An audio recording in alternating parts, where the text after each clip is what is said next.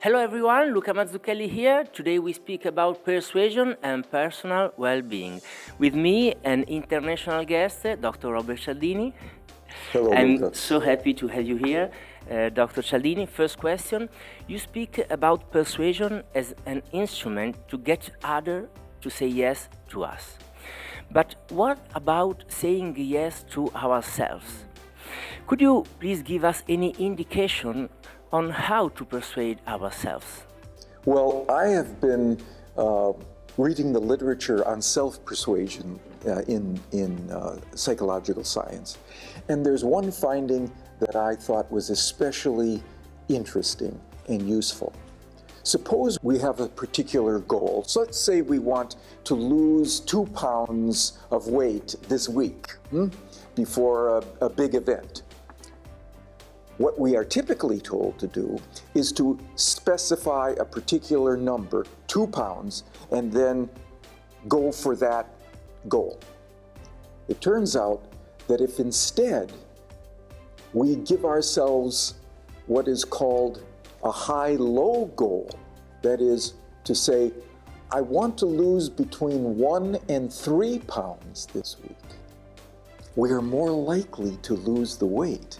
And we're more likely to continue to lose the weight in subsequent weeks because it's more fun to approach a goal in terms of high-low sub-goals.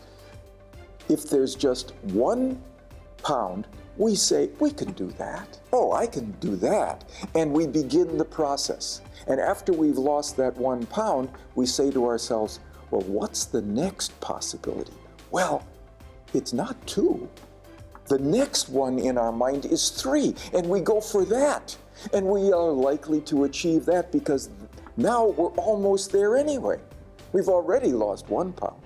And so we're more likely to do that, and it's more engaging and more fun. So that's one way we can persuade ourselves. In order to feel good about ourselves, it's important to be comfortable among other people. Could you please give us the 3 most important factors that lead others to value and appreciate us? Yes, there are 3 things that I've pointed to in my own work. One is to find genuine similarities and parallels between the 2 of us. Find some things that we have in common. And people like us more when they see that we are like them. So that's one. Another is to give genuine praise to others. Real compliments, not phony, invented compliments, but genuine compliments in which we recognize something admirable about the other person and mention it to that individual. They like us for that too. And then finally, to identify cooperative goals, things that we both want to achieve together. And if we collaborate, if we cooperate with one another, we will achieve those goals more readily, more quickly. Those 3 things cause people to be comfortable with us and want to be our partners.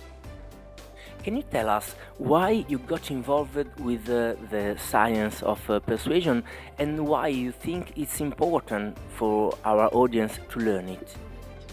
Well, the reason I first got involved in studying persuasion is that I was always being persuaded by people who would come to my door and ask me to contribute to some charity I never heard of or to buy something I didn't really want. And I would say yes to these people more often than I thought I should. And I recognized, oh, there must be something more than the thing they were offering that got me to say yes. It was the way they were offering that thing. It was the psychological strings inside me that they were strumming